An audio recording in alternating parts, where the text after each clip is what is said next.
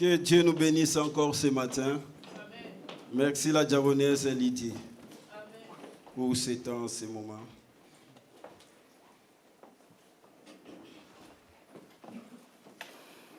Nous allons prendre nos Bibles dans Actes des Apôtres 10. Nous sommes toujours là.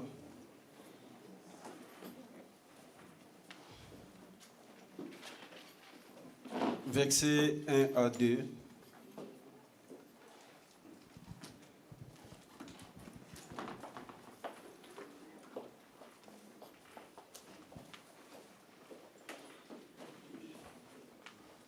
Il y avait à Césarée un homme nommé Corneille, centenier dans la cohorte dite italienne. Cet homme était pieux et craignait Dieu avec toute sa maison. Il faisait beaucoup de monde au peuple et priait Dieu continuellement. Amen. Ce matin, nous voulons passer un temps dans la présence de Dieu. J'aimerais dire que chacun de nous, ce matin, puisse rentrer à lui-même. Nous voulons nous examiner ce matin pour voir si nous craignons vraiment Dieu.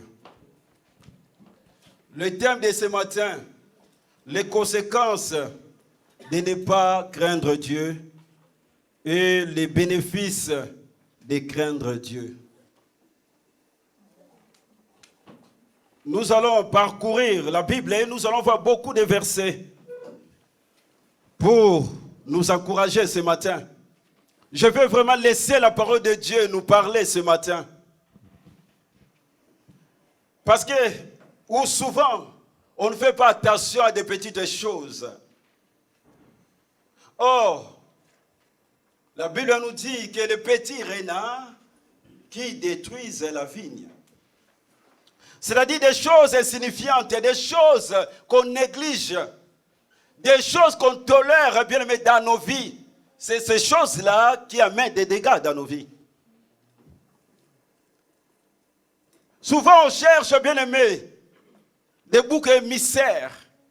Souvent on cherche d'autres comme responsables de nos souffrances, de nos difficultés. Ou bien on dit toujours c'est Satan ou les sorciers. Je me disais à moi-même, Satan, il y a des moments, il se pose des questions, il dit, qu'est-ce qu'il veut ces enfants? Qu'est-ce que je les refais? Or, c'est nous-mêmes qui sommes des actrices, des auteurs de nos malheurs. Alléluia. La Bible nous parle de Corneille. Par sa façon d'être, cet homme nous enseigne beaucoup de choses. Parce que je suis avec Corneille jusqu'à la fin du mois. Je vais clôturer Corneille. La Bible dit cet homme bien-aimé, c'était un homme pieux. C'était un homme qui craignait Dieu. Et cet homme bien priait Dieu et faisait des aumônes. L'homme de Dieu, le pasteur Bell, nous a parlé sur les deux qualités de cet homme. C'est sa piété et cet homme craignait Dieu. L'homme de Dieu nous a dit, la crainte de Dieu, c'est le respect, c'est l'obéissance, c'est la soumission. Et il va nous dire encore, la piété et la crainte nous amènent à adorer Dieu. Craindre Dieu, c'est aussi lui rendre un culte agréable. Alléluia. Cet homme, Corneille, cherchait à vivre bien aimé d'une manière qui plaise à Dieu. Mais avant tout, ce qui le caractérisait moralement, c'était qu'il craignait Dieu et qu'il se détournait du mal. Cet homme avait un seul but, un seul objectif, bien aimé, d'obéir, de se soumettre à Dieu, de plaire à Dieu. Et il honorait Dieu par ses biens. Par là, j'aimerais dire à l'église, à toute personne, bien-aimée, qui veut craindre Dieu, il a un seul objectif. Bien-aimé, de lui plaire à tous égards. Alléluia. Dieu Dieu veut nous bénir. Le souhait de Dieu est que nous soyons bien. Le souhait de Dieu est que nous puissions bénéficier de tout ce que l'homme cherche sur la terre. Le souhait de Dieu est que nous puissions avoir la bonne santé. Le souhait de Dieu est que nous puissions être stables. Le souhait de Dieu est que nous puissions bien le même monter. C'est pour cela que Dieu aussi nous a donné son canevas. C'est pour cela que Dieu aussi nous a donné bien des instructions. Pour que nous puissions être errés sur la terre. Écoutez ce que la Bible d'abord me dit dans le livre de Deutéronome, bien aimé 10, 12 à 13.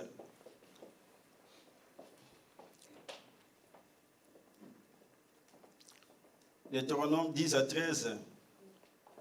La Bible me dit, maintenant Israël, que demande de toi l'Éternel ton Dieu, si ce n'est que tu craindre l'Éternel, ton Dieu, afin de marcher dans toutes ses voies, d'aimer et de servir l'Éternel, ton Dieu, de tout ton cœur et de toute ton âme. Alléluia. On prend encore Samuel 12, 24 et 25.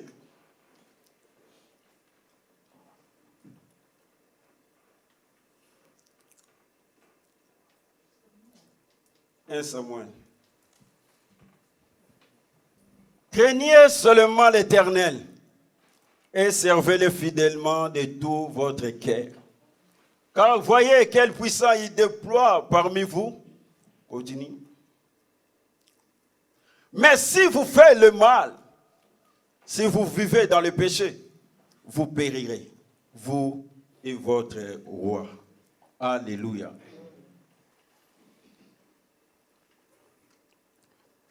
Dieu nous montre les chemins. Dieu nous révèle les chemins de la bénédiction. Dieu nous dit, si nous voulons être errés, la première des choses, c'est de craindre Dieu. Alléluia. Tout au long de ce message, je vais donner des exemples et nous faire voir bien les gens qui n'ont pas craint Dieu et comment Dieu les a traités. Pour que nous puissions être errés. Dieu nous montre, bien-aimés, son tableau. La première des choses, Dieu nous dit que nous devons les craindre. Trop de chrétiens aujourd'hui, bien-aimés, jouent avec Dieu. Et considèrent Dieu comme leur copain, comme leur grande-mère, comme leur grand-père, bien-aimés.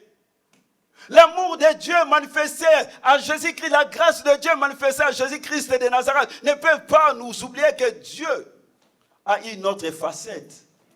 Il est le fait dévorant. Alléluia. Amen. Si tu es malade, tu vas aller chez le médecin. Le médecin va te prescrire l'ordonnance pour prendre les médicaments. Pour que tu sois guéri. Pour que tu sois rétabli. Mais si tu ne le prends pas, frère et sœur, tu risques de mourir. Ou que ta maladie s'aggrave encore. Si nous allons au travail, il y a un protocole bien à suivre pour la bonne marche de l'entreprise. Alléluia. Pour la bonne marche de l'entreprise. Même si tu achètes un appareil, il y a la notice, bien-aimé. Pour monter cet appareil. Sinon, tu vas faire les dégâts, tu vas abîmer ton appareil. Pareil, frère et sœur, avec Dieu. Dieu aussi, bien-aimé, nous a donné des instructions si nous voulons, bien-aimé, voir clair dans notre vie.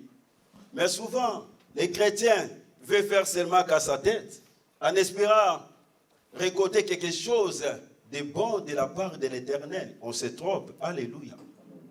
On se trompe. Écoute ce que me dit Proverbe 28, 9. La Bible dit, la prière de celui qui n'écoute pas la loi, qui ne craint pas Dieu, est en horreur à Dieu. Je crois bien au regard des films d'horreur.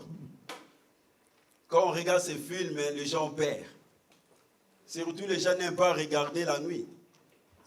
Sinon, ils vont revoir encore la scène pendant qu'ils dorment. Parce que ces films-là, ça nous fait peur. C'est pareil avec quelqu'un qui vit dans le péché, qui ne craint pas Dieu. Quand tu pries, tu fais peur à Dieu. Dieu même bouge ses oreilles. Dieu ferme même son visage. Parce que tu fais peur à Dieu. J'aimerais dire à quelqu'un, Dieu est lié à sa parole. Dieu est dans sa parole. Dieu est lié à ses principes. Alléluia. Quel que soit bien ce que nous vivons, même si tu fais bien des choses à cachette, tous les petits détails de nos vies, Dieu le voit. Dieu le voit. Mais ce matin, j'aimerais montrer à quelqu'un le chemin de la réussite, le chemin de la bénédiction, le chemin de l'élévation, le chemin de la grandeur. Ça s'appelle la crainte de l'Éternel. La crainte de l'Éternel, bien-aimé, c'est le déclencheur du bonheur. C'est le déclencheur du bonheur. C'est pour cela ce matin, nous allons voir la première partie, je parle des conséquences. Et la deuxième partie, je vais parler, bien-aimé, du bénéfice. Écoute ce que Dieu me dit ce matin. Et te dit, Malachie 1,6, un fils honore son père, un serviteur son maître. Or, si je suis père, où est l'honneur qui me revient? Et si je suis maître, où est le respect qui me dit? Dans Malachie 1,6, quand on respecte la personne, on l'aime. On ne peut pas la tromper. On ne peut pas lui être infidèle. On va l'honorer. Si nous vivons dans le péché, nous déshonorons Dieu, frères et sœurs. Si nous vivons dans le péché, la crainte de Dieu n'est pas dans nos cœurs.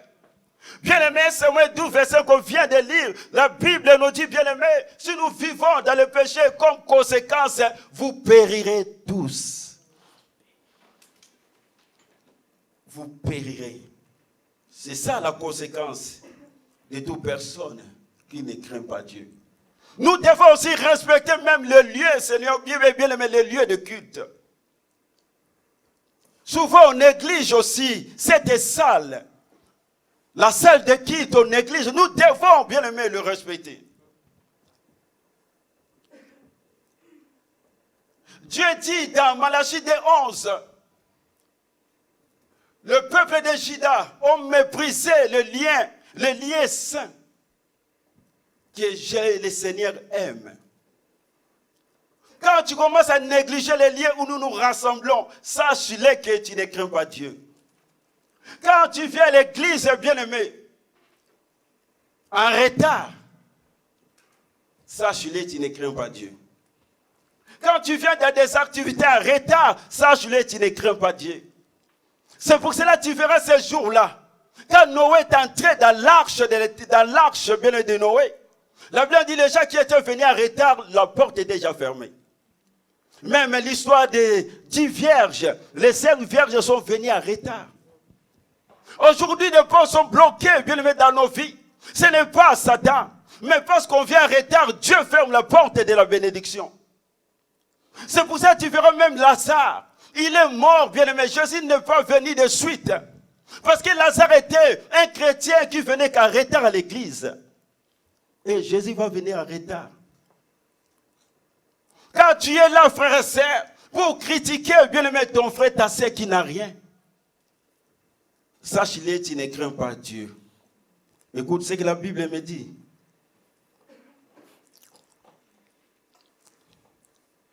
Dans les livres des Proverbes 17,5. Celui qui se moque des pauvres insulte Dieu, leur créateur. Celui qui se réjouit du malheur des autres sera puni.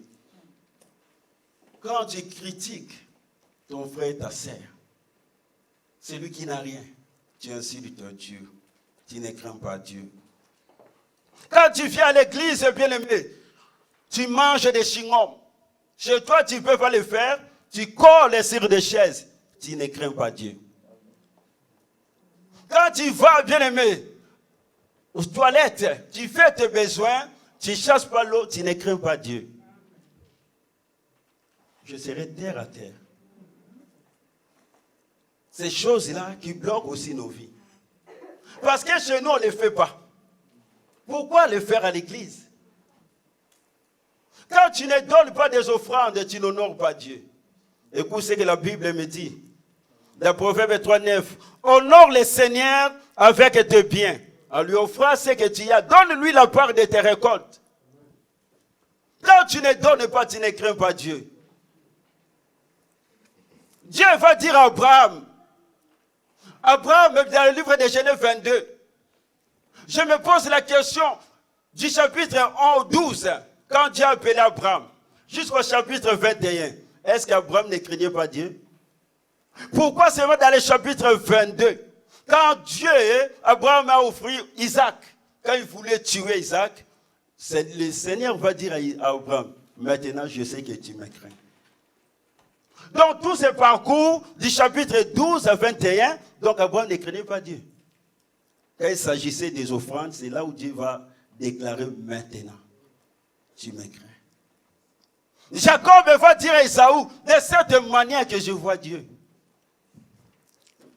Parce qu'il voulait donner à son frère des offrandes. Alléluia. Quand tu fais de ta vie ce que toi-même tu veux, tu ne crains pas Dieu. Parce que le jour où tu as passé par les autres baptêmes, tu avais dit à Dieu, Seigneur, je te donne ma vie. C'est à toi maintenant de conduire ma vie. Écoute ce que la Bible nous dit dans les livres de 1 Corinthiens 3, 17. Vous êtes le temple de Dieu et l'Esprit de Dieu habite à vous. Habite à vous. Vous ne savez donc pas cela. Si quelqu'un détruit le temple de Dieu, celui-là, Dieu le détruira. Oui, le temple de Dieu est saint. Et ce temple, c'est vous. Écoute, 1 Corinthiens 6, 10 à 19. Évitez à tout prix de faire n'importe quoi avec votre corps. Vous savez, votre corps est le temple du Saint-Esprit. Cet esprit est en vous et Dieu vous l'a donné. Vous ne vous appartenez pas à vous-même. Dieu vous a acheté très cher pour vous rendre libre. Alors rendez gloire à Dieu par votre corps. Quand tu montres ta nudité à tout le monde, bien aimé, sache-le que tu ne crains pas Dieu. Alléluia. Tu n'es pas marié, tu couches avec des hommes, tu ne crains pas Dieu. Écoute ce que la Bible me dit, si tu peux me balancer Daniel 5.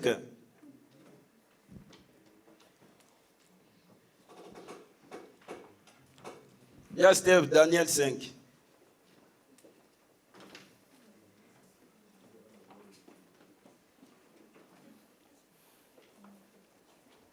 Le roi Belshazzar donne un grand festin à ses grands au nombre de 1000. Et il mit du vin à leur présence. Belshazzar, quand il goûtait au vin, fit apporter le vase d'or et d'argent que son père Nebuchadnezzar avait enlevé du temple de Jérusalem, afin que le roi et ses grands, ses femmes et ses concubines s'en servissent pour boire. Alors on apporta des vases d'or qui avaient été enlevés du temple de la maison de Dieu à Jérusalem, et le roi, ses grands, ses femmes et ses concubines s'en servirent pour boire. Verset 23, c'est mieux. Le verset 30. Tu t'es élevé contre le Seigneur des cieux. Le vase de sa maison était apporté devant toi et vous vous en êtes servis pour boire du vin. Toi et tes grands, tes femmes et tes concubines. Tu as loué le Dieu d'argent, d'or, d'airain, de fer, de bois et de pierre qui ne voient point, qui n'attendent point et qui ne savent rien. Et tu n'as pas glorifié le Dieu qui est dans sa main, ton souffle et toutes tes voix. Le dernier verset. C'est pourquoi, le dernier verset. 30. À cette même nuit, Belshazzar, roi des Chaldéens, fit tuer. Alléluia. Il a pris des coupes, bien-aimés, de la maison de l'Éternel. Malgré tout, ces coupes étaient à Jérusalem, on l'a mené, bien-aimé, à Babylone. Lui, il va prendre ses verres. Il va se servir, il a mis du vin, ils vont boire. Et Dieu n'était pas content. À la fin, Dieu l'a tué. Pour nous dire, notre vie appartient à Dieu. Quel que soit l'endroit où nous nous trouvons, bien aimé, nous devons garder l'identité d'un enfant de Dieu. Même si tu es à Paris, tu ne peux pas changer ton identité. Parce que ces couples étaient dans un autre pays. Mais les yeux de Dieu étaient sur ces couples. Malgré tout, bien aimé, le roi a fait la fête, ce n'était pas un problème. Il pouvait danser, ce n'était pas le problème de Dieu. Le problème est venu lorsqu'il a pris seulement ses verres. Et il a mis le vin. Tu remplis ta vie de quoi? Ce roi précipité sa mort, ce n'était pas le jour-là qu'il devrait mourir. Parce qu'il n'a pas glorifié seulement Jésus. Bien aimé, ce verre représente ta vie. La Bible on dit notre corps c'est le temple du Saint-Esprit de Dieu. Tu ne peux pas mettre dans ta vie n'importe quoi. Quand tu mets bien les conséquences, ou bien la conséquence, c'est la mort. Mais on peut dire physiquement, je suis encore vivant. Mais il y a des choses qui sont mortes dans nos vies. La Bible me dit encore, dans Lévitique 10 et 1, 2, les enfants bien-aimés d'Aaron, Nadab et Abihu, ils vont offrir bien-aimés sur l'autel de l'Éternel un fait étranger. Ils étaient de passer des serviteurs de Dieu, mais ils vont mener à l'église un fait étranger. Le fait est dehors, et sur place ils vont mourir. Dieu va les tuer. Parce qu'ils n'ont pas créé à Dieu. Parce qu'ils n'ont pas, bien aimé, respecté Dieu. Ils n'ont pas honoré Dieu. Alléluia. Dans 1 Samuel 2, verset 36, chapitre 4 aussi 11, le fils bien aimé d'Élie. Ils étaient encore des pasteurs. Ils couchaient avec des sœurs de l'église dans l'église. Avec les mamans dans l'église. Et ils prenaient la part du sacrifice de Dieu qui était à Dieu et ils mangeaient. Fais très attention, mon bien-aimé, toi qui, entre guillemets, si tu prends, tu voles l'argent des offrandes, fais très attention. Alléluia. Quand tu prends des choses à l'église, fais très attention. Dieu les a tués, le dé, ils sont morts en même temps, au même moment. Alléluia. Parce qu'ils n'ont pas honoré Dieu. Ils n'ont pas respecté Dieu. Alléluia. Et la Bible nous dit, bien aimé, dans 1 Chronique 13, 9, 10, c'est Uza. Pendant que David allait chercher, bien aimé, l'arche de l'Éternel pour l'amener dans la cité de David. La Bible nous dit que l'arche se penchait pour tomber. Il va mettre la main. La bonne intention ne te donne pas l'ordre de toucher. Il va toucher. Pour que l'arche ne tombe pas, Dieu va le frapper sur place. Il va mourir.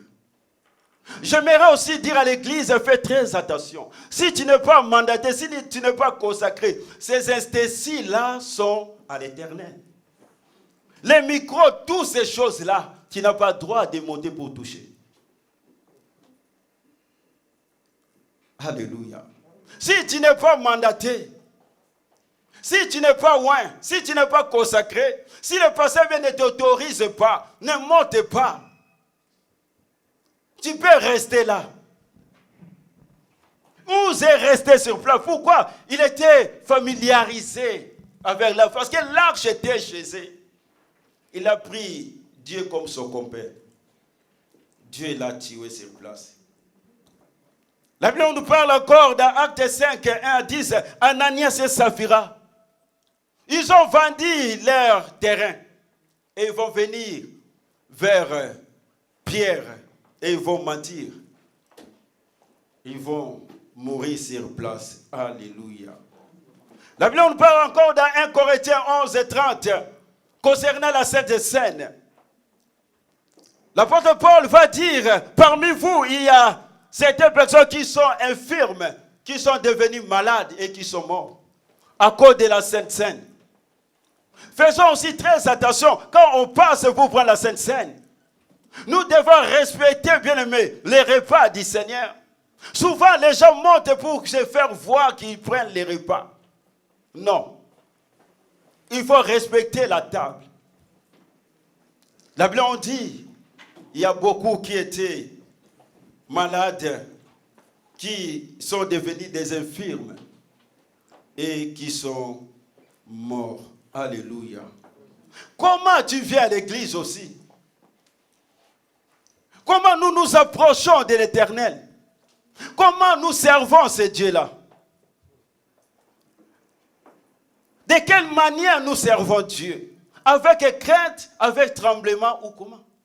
Comment nous venons à l'église? Comme on va au marché? Écoute ce que la Bible me dit. Dans 1 Samuel, déjà, 12, 24 versets, la Bible dit, craignez seulement l'Éternel et servez-les fidèlement de tout votre cœur. Une autre version me dit, servez-les en vérité de tout votre cœur.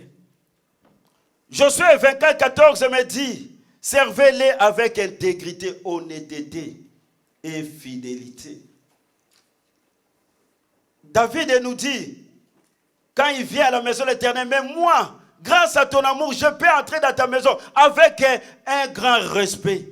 Je me mets à genoux en direction de ton temple saint. Ça, c'est ces chapitres-là, les psaumes qui m'a fait peur pendant que je lisais. Écoute ce que Dieu dit. Servez le Seigneur avec respect, avec joie, en tremblant.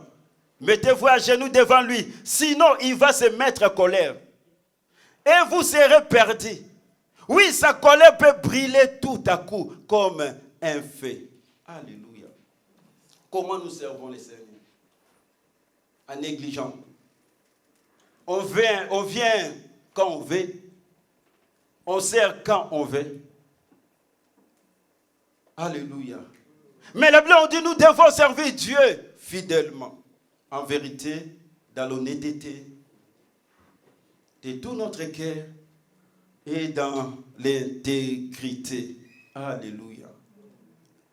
Si nous voulons voir des grandes choses, toutes ces personnes que je viens d'énumérer, frères et sœurs, avaient perdu, frères et sœurs, de vie et le fait que la présence du Seigneur est quelque chose qui impose le respect, la crainte et non la familiarisation. Alléluia. Aujourd'hui, beaucoup de chrétiens, il y a des blocages dans leur vie, des choses qui ne marchent pas. Il y a des portes qui sont fermées. Ce n'est pas Satan, ni le sorcier, mais c'est Dieu qui est l'auteur. Ce matin encore, Dieu nous pose cette même question. À chacun de nous ce matin, si donc je suis père, où est mon honneur? Et si je suis maître, où est la crainte qui me tue? Nous devons respecter, bien aimé, la sainteté de Dieu. Nous devons être sérieux, frères et sœurs, de venir dans la présence de Dieu. Nous devons craindre notre Dieu. Alléluia. Aujourd'hui, rien n'est mal parce que nous tolérons les péchés. Mais aujourd'hui, même aujourd'hui, il y a beaucoup qui servent Dieu, bien aimé, sans crainte. Nous tolérons les péchés même dans nos services, dans l'église. Bien aimé, prêcher ou bien chanter, être bien aimé protocolaire, ça ne veut rien dire aux yeux de Dieu. On peut servir Dieu sans la crainte. On peut chanter sans la crainte. On peut prêcher sans la crainte. Mais ce n'est pas ça le souhait de Dieu pour nous. Celui qui aime son Père, beaucoup de choses ne le fera pas. Parce qu'il aime, mes frères et sœurs. Tu dois avoir cette crainte, tu dois avoir cette crainte profonde. Tu vas respecter ton Père. Tu vas t'amener à éviter même des choses, des actes bien-aimés pour faire souffrir ton Père. Non, tu ne le feras pas. Alléluia. Celui qui aime Dieu, le respecte, fait ce que Dieu dit. Reconnaisse son autorité. Dieu exige qu'on les craigne, bien-aimé, parce qu'il est Dieu et non notre copain, et non notre grande-mère, et non notre grand-père. Aujourd'hui, beaucoup de chrétiens ont oublié, bien-aimé, même la notion de la sainteté de Dieu, de la crainte de Dieu, de qui est Dieu. Tellement on est familiarisé avec Dieu. Nous avons beaucoup mis master, vraiment pire. Dieu est devenu notre camarade. On oublie sa sainteté. On oublie bien le respect. Or, il a une autre facette. Il est le fait dévorant. Là où il n'y a pas de respect, il n'y a pas d'amour. Là où il n'y a pas de respect, bien, il n'y a pas d'amitié. Là où il n'y a pas de respect, il n'y a pas de considération. Alléluia. Bien aimé, Dieu nous réclame seulement une seule chose, la crainte. Si nous voulons voir la gloire de Dieu, si nous voulons être élevés, Bien-aimé, Dieu est facile. Nous nous compliquons des choses nous-mêmes. Dieu te dit, fais seulement, tu verras de bons résultats. Alléluia. Nous voulons voir la deuxième chose, les bénéfices ou les avantages qui est lié à ceux qui craignent Dieu. Alléluia. Écoute ce que David me dit dans Psaume 119, 38. Accomplis vers ton serviteur ta promesse, qui est pour ceux qui te craignent. Il y a des promesses, bien-aimés, qui est réservées uniquement à des gens qui craignent Dieu. Aujourd'hui, nous citons n'importe quelle promesse. Le problème, est-ce que ces promesses sont réservées à nous tous? Amen. C'est ça le problème. Il y a des promesses, beaucoup de promesses dans la Bible. Est-ce que tu en fais partie? Dieu te dit, crains-moi. Là, il y a une bénédiction. Si tu ne crains pas Dieu, tu peux crier. Il n'y aura rien. Première bénédiction. On prend dans Psaume 25, 12 à 14.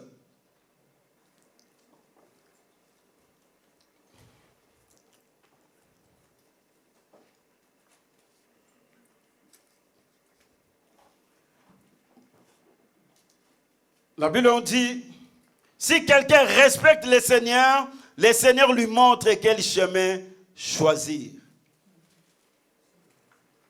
Quel est l'homme qui craint l'Éternel? L'Éternel lui montre la voie. Dans d'autres versions, c'est le chemin qu'il doit choisir. Nous sommes dans un monde où il y a plein de chemins. Le monde, nous, bien-aimés, nous montre aussi le chemin. La chair nous pousse à un autre chemin. Nous ne savons pas quel chemin emprunter. Nous sommes un peu confus. Mais la Bible dit, c'est lui qui craint Dieu. Dieu lui montre les chemins. Parce que la Bible dit, bien-aimés, il y a un chemin qu'au début, tu crois que c'est un bon chemin. Mais la fin, c'est le chemin de la mort. C'est pour cela que tu as besoin de Dieu. Quand tu crains Dieu, Dieu te montre le chemin de ta bénédiction. Dieu va te montrer le chemin de ton mariage. Dieu va te montrer le chemin. Dieu va te révéler le chemin à prendre. C'est pour cela que tu vois beaucoup de personnes, même s'ils sont mariés, beaucoup de personnes, ils travaillent, mais ils ont des complications totales. Parce que ce n'était pas le chemin que Dieu avait prévu pour eux. Alléluia. Amen. Écoute ce qu'Ésaïe me dit. Tes oreilles attendront derrière toi la voix qui dira, voici le chemin, marchez-y. Continuez à vivre. Jusqu'à 14. Il vivra dans le bonheur et ses enfants posséderont le pays. Le bonheur n'est pas pour tout le monde. Le bonheur n'est pas pour les gens qui prient. Ici, ce n'est pas question de la prière. La prière, c'est bon. Mais ce que je vais dire, énumérer ce matin, il n'y a pas de prière. Le fait seulement de craindre Dieu, tu y as droit. Le bonheur appartient à des gens qui craignent Dieu. Et ses enfants posséderont le pays. Tu y es en France, si tu veux posséder, il faut craindre Dieu. Alléluia. Deuxième chose, Proverbe 22, 4. La Bible dit, celui qui se reconnaît petit, respecte le Seigneur, il devient riche, honoré et vit longtemps.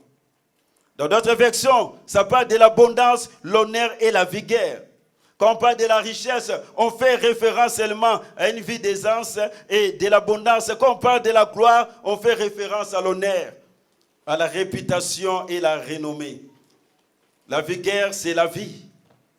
Quand tu crains l'Éternel, toutes ces choses, c'est à toi. Le fruit de l'humilité, de la crainte de l'Éternel, c'est la richesse, la gloire et la vie. Alléluia. On prend Psaume 34, 8 à 11, c'est ce que la Bible nous dit.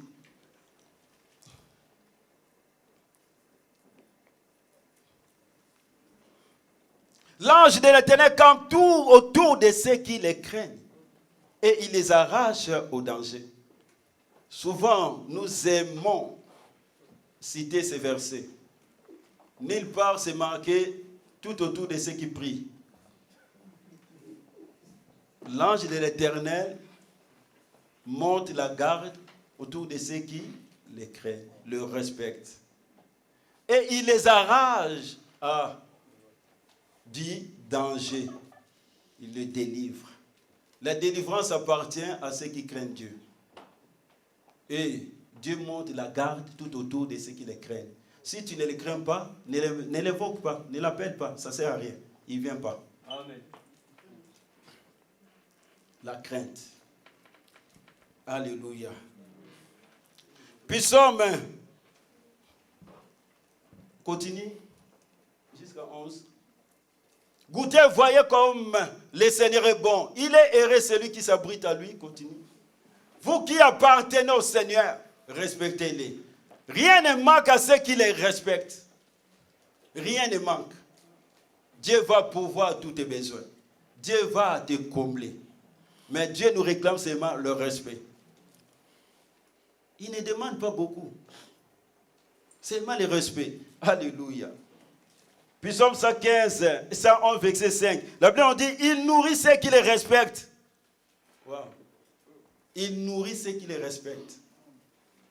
Il ne nourrit pas tout le monde. Si tu n'as rien, va au secours catholique. Si tu ne respectes pas Dieu. Celui qui respecte Dieu a droit de réclamer ses droits auprès du Père. Il nourrit ceux qui les respectent. Il comble leurs besoins. Alléluia. Puis Psaume 85, verset 9. La Bible on dit, le Seigneur promet la paix à son peuple, à ses amis fidèles, et sauvera bientôt ceux qui les respectent. C'est pour cela qu'on a reçu le salut, parce qu'il craignait Dieu. Le salut est pour ceux qui respectent Dieu. Ce n'est pas pour tout le monde. Et la paix est réservée seulement à ceux qui craignent Dieu. Ce n'est pas pour tout le monde. Alléluia. Puis Psaume 19, 23 nous parle aussi pareil. Le respect du Seigneur fait vivre. Ceux qui le respectent ne manquent de rien. Et le malin ne les frappe pas. Comme Psaume 91, 10 nous dit, aucun malheur n'est arrivé, aucun fléau n'approchera de ta tente. C'est-à-dire, Dieu va t'inviter, bien-aimé du malheur, et tu seras rassasié dans ta vie. Alléluia. Proverbe 10, verset nous dit, la crainte de l'Éternel augmente les jours. Comme Ézéchias, quand il marchait dans la crainte de l'Éternel, Dieu va rajouter encore 15 ans. La Bible nous dit, même Job est mort rassasié, bien-aimé, de biens et de jours. Dieu promet la longévité. Proverbe 45, verset 19. À ceux qui le respectent, il donne ce qu'ils désirent. Waouh! Dieu ne donne pas tout le monde. À ceux qui le respectent, il donne ce que ton cœur désire. Il accomplit les souhaits et il délivre. Proverbe 14, verset 27, il me dit, la personne qui respecte le Seigneur est en sécurité, car il protège ses enfants. Et le respect du Seigneur est une source de vie. Il permet d'éviter les pièges qui tuent. C'est pour cela que j'aimerais dire aussi aux parents qui sommes, nous, les parents. Nous qui sommes des parents. Même toi qui n'es pas encore parent. C'est très important, papa, de craindre Dieu. Parce que quand toi tu crains Dieu, Dieu automatiquement prend la protection de tes enfants. C'est pour cela que tu verras, David, il est mort. Dieu voulait tuer Salomon, mais Dieu n'a pas fait. Dieu va se rappeler de David parce que David craignait Dieu. Il a laissé Salomon en vie. Malgré tout, Salomon, il a commencé à adorer les idoles. Mais quand Salomon était mort, Roboam, Dieu va diviser le pays. Parce que son père n'avait plus la crainte de Dieu. C'est pour cela que nous, parents, nous devons craindre Dieu. Pour que nos enfants, après nous, soient protégés par Dieu. C'est très important. Alléluia. Puis Psaume 37, 8, on a déjà vu ça. Puis Psaume 103, 17, 18, la Bible on dit, mais l'amour du Seigneur dure depuis toujours et durera toujours pour ceux qui les respectent. Il reste censé fidèle pour les enfants de leurs enfants, pour ceux qui gardent son alliance et pensent à faire ce qu'il commande. Dieu va bénir les fruits de nos entrailles et Dieu va protéger, sera la défense de nos enfants. Acte 10, 34, 35 nous dit, le Seigneur accepte aussi nos œuvres, comme il a fait pour notre bien-aimé Corneille. Alléluia. Et puis psaume, j'aime ça, c'est psaume 128.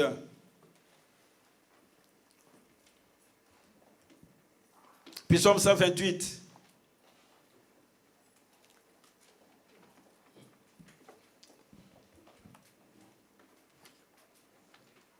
Il y a ici, tu veux me balancer, Psaume 128, il y a ici.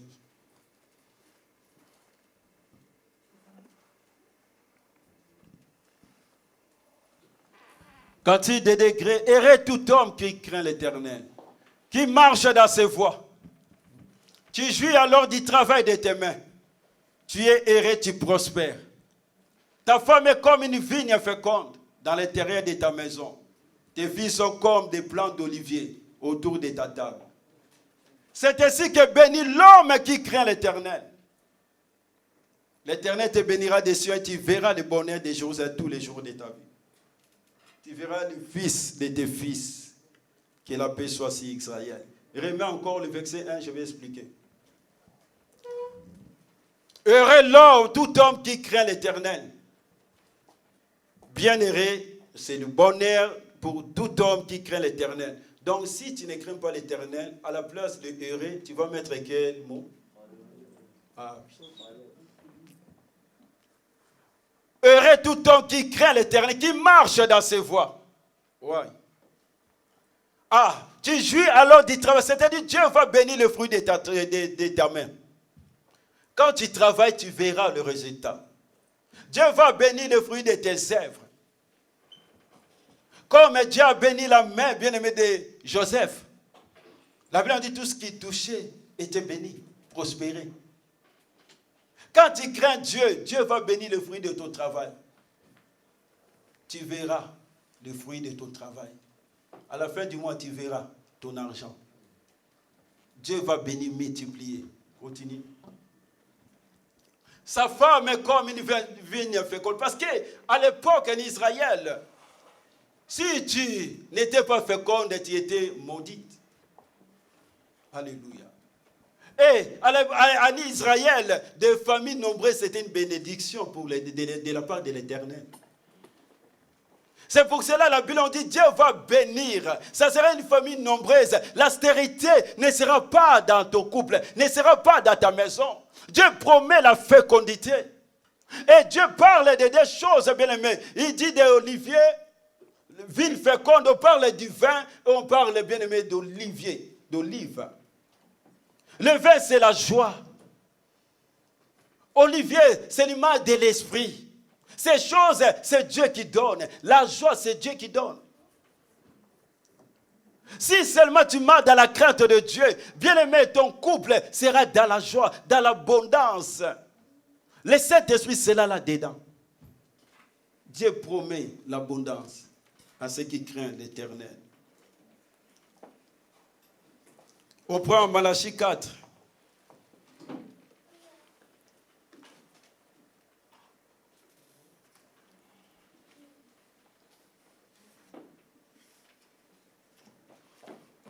Malachie 4, 2 à 3. Je vais clôturer avec Malachie 3.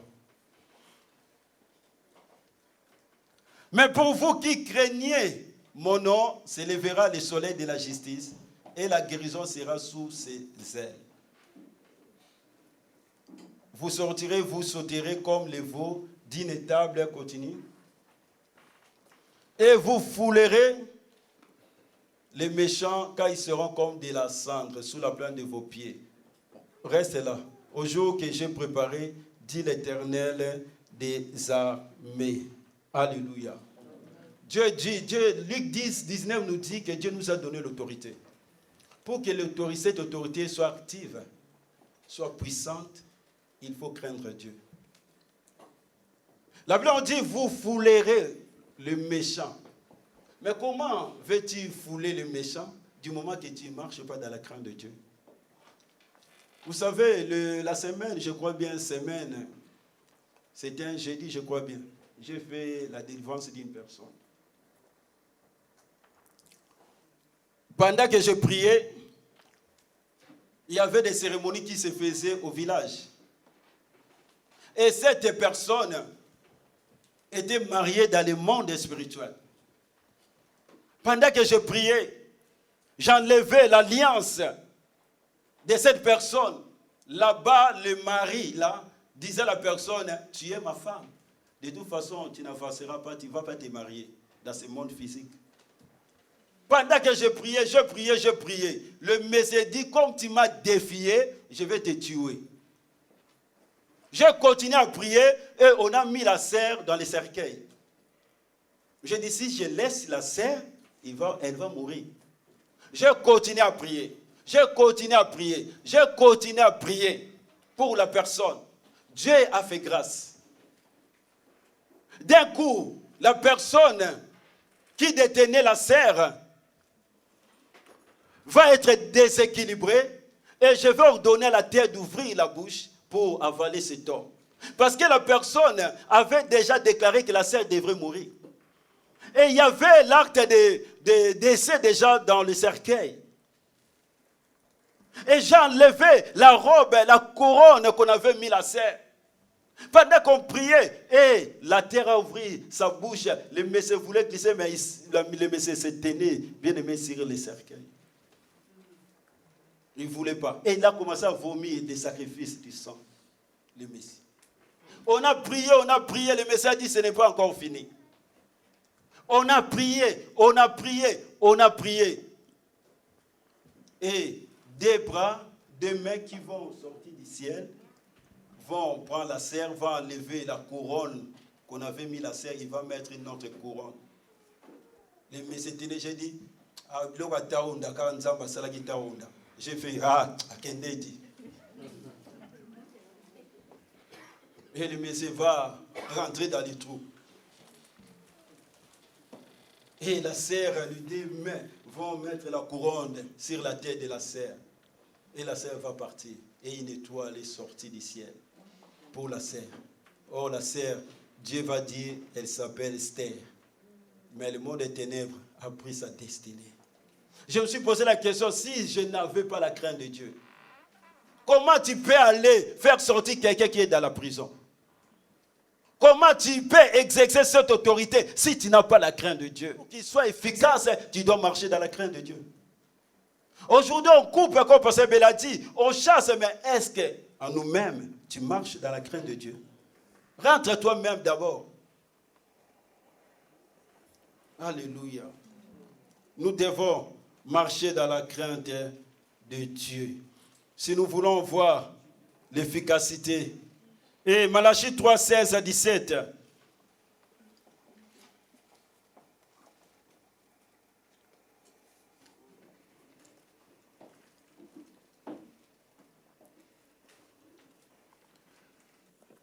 Alors ceux qui craignent l'Éternel se parlèrent l'un à l'autre. L'Éternel fut attentif et il écouta. Et un livre de souvenirs fut écrit devant lui pour ceux qui craignent l'Éternel et qui honorent son nom. Ils seront en moi, dit l'Éternel des armées. Ils m'appartiendront au jour que j'ai préparé. J'aurai compassion d'eux comme un homme a compassion de son fils qui le sert. Reprends le verset. Alors ceux qui craignent l'Éternel se parlèrent l'un à l'autre.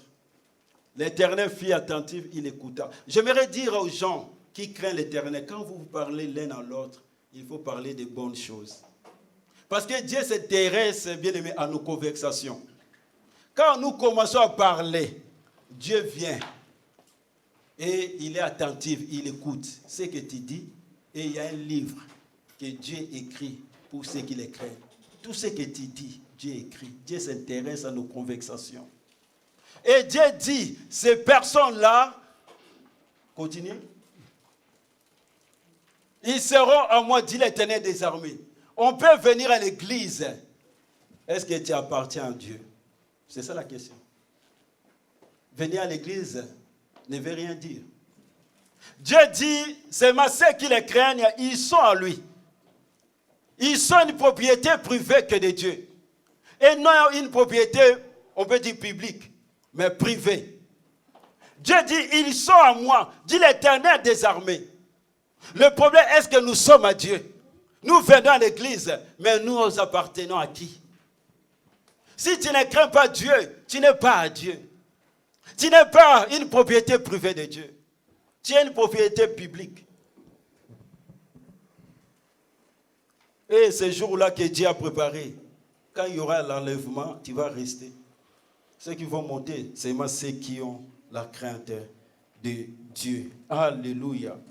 Je vais finir avec ce verset, Exode 1, 20 à 21. C'est des femmes.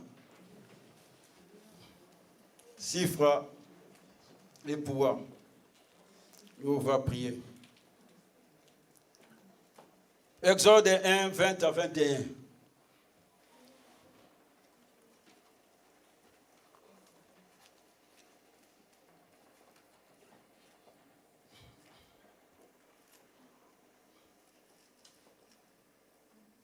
Un instant.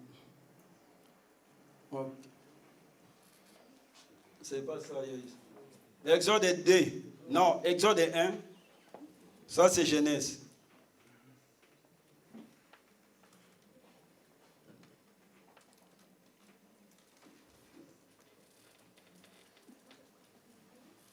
Dieu fit du bien aux sages femmes, et le peuple multiplia et devint très nombreux. Parce que les sages femmes avaient eu la crainte de Dieu. Dieu fit prospérer leur maison. À cause de la crainte, leur maison était prospère. Pas à cause de la prière. Quand on presse, tu déranges, tu ne crains pas Dieu, frère Serge.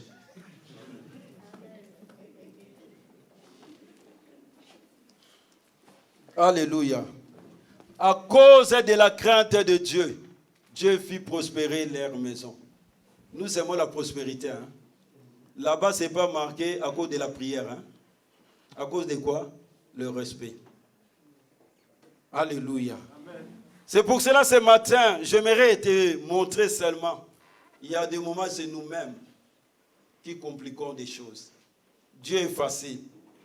Alléluia. Si Joseph était élevé parce qu'il avait eu la crainte, il n'a pas voulu coucher avec la femme de Potiphar.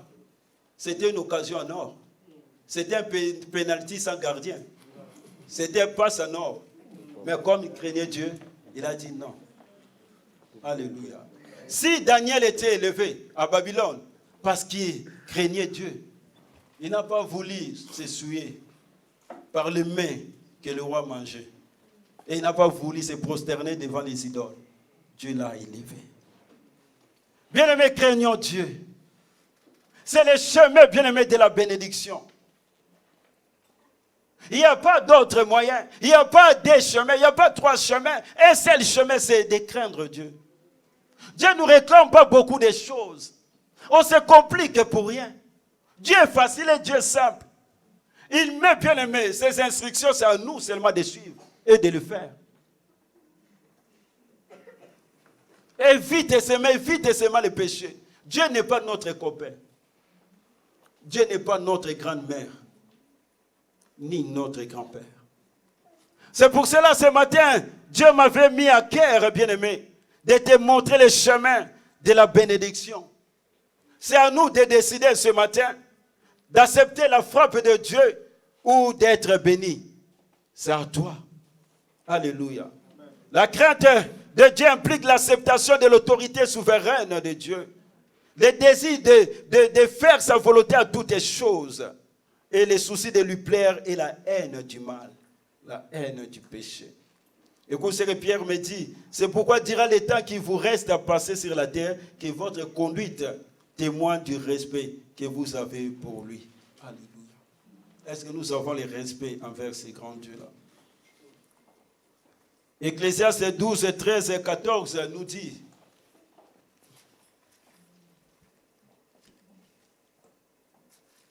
balance Ecclésiaste 12, 13, 14. Écoute ce que la Bible me dit.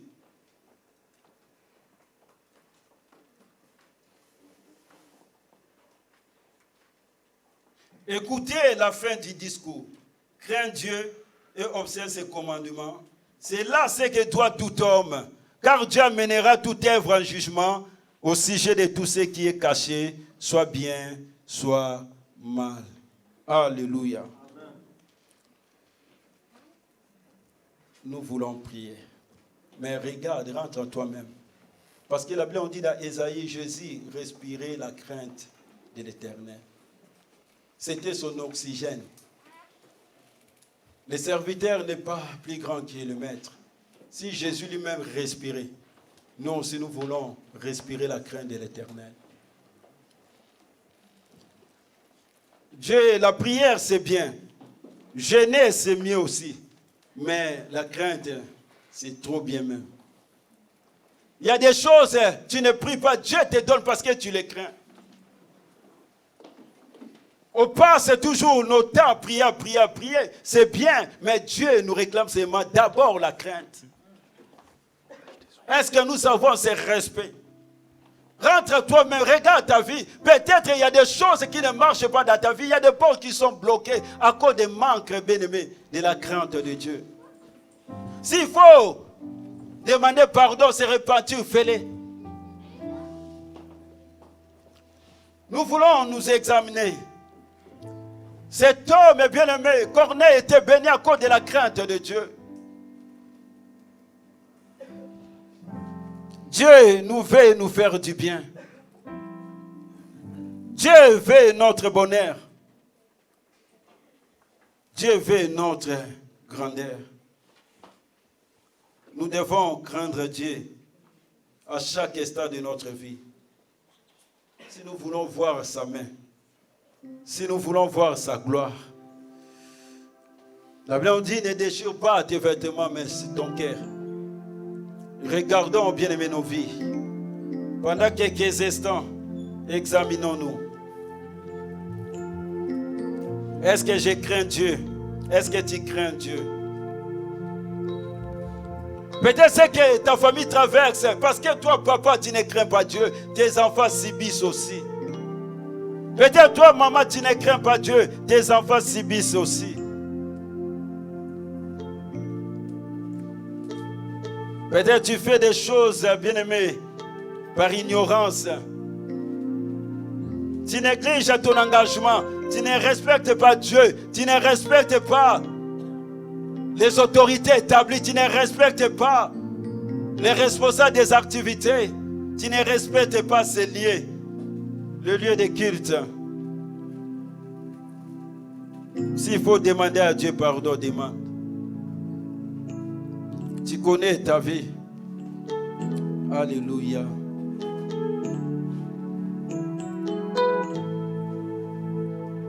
Prends la décision et dis au Saint-Esprit de t'aider à respirer la crainte de Dieu. Et mes bien-aimés qui sont là, qui vivent bien-aimés dans la crainte de Dieu, mais tu vois que ta vie, bien-aimé, est contraire, bien-aimé, au bénéfice que je viens d'énumérer. Tu dois réclamer ça parce que tu as droit. Parce que Dieu est lié à sa parole. Parce que Dieu est dans sa parole. Parce que Dieu est lié à ses principes. S'il faut réclamer, réclame.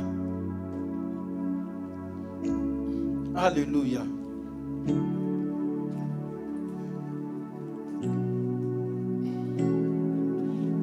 Bien-aimé, il s'agit de ta vie. Ne regarde ni à gauche ni à droite. Il s'agit de toi.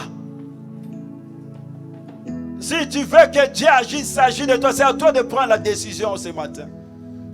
Prends la décision, frères et sœurs. Demande à Dieu pardon. Prends la décision de marcher avec Dieu. De marcher dans la crainte de Dieu. De respirer la crainte de Dieu. Comme a fait Corneille. Comme a fait Joseph. Comme a fait Jésus-Christ. Comme a fait David. Comme a fait Daniel. Comme a fait Job. Comme a fait Ézéchias. Alléluia. Commencez à prier, frères et sœurs. J'aimerais que tu pries. Attends, musicien. J'aimerais que tu pries. Tu sais, Jésus nous dit une chose. Si vous priez, dites notre Père qui est aux cieux, j'aimerais que tu parles à Dieu. Ne prie pas dans ton cœur.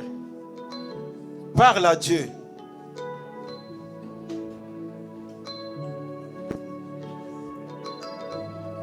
J'aimerais que tu pries. On ne sait jamais. Quand Dieu donne sa parole, c'est pour un but. Regarde aussi dans ta vie, est-ce que tu donnes des offrandes? Regarde dans ta vie combien de fois tu as critiqué les autres. Tu as sali la réputation des autres. Combien de fois tu es venu à l'église comme tu vas au marché? Est-ce que tu es fidèle à ton engagement? Quand il y a bien des activités, tu viens à quelle heure? Au quitte, tu viens à quelle heure? C'est pour cela que nous voulons vraiment bien rentrer en nous-mêmes, demander à Dieu pardon. Le pardon, c'est une puissance qui libère. Dieu veut bénir quelqu'un ce matin. Dieu veut faire du bien à quelqu'un ce matin. Prions Jésus, commandez à demander à Dieu pardon. Moi aussi, je vais le faire. Combien de fois, moi aussi, je manque du respect envers Dieu. J'aime Dieu, il n'est pas comme l'évangile Miri. Dieu, il pardonne. Quand tu reviens à lui, il demande, il pardonne. Combien de fois tu as manqué, bien-aimé, ton mari, du respect? Combien de fois tu as manqué ta femme du respect, tes enfants du respect? Combien de fois les enfants ont manqué, bien-aimé, aux parents du respect? Alléluia.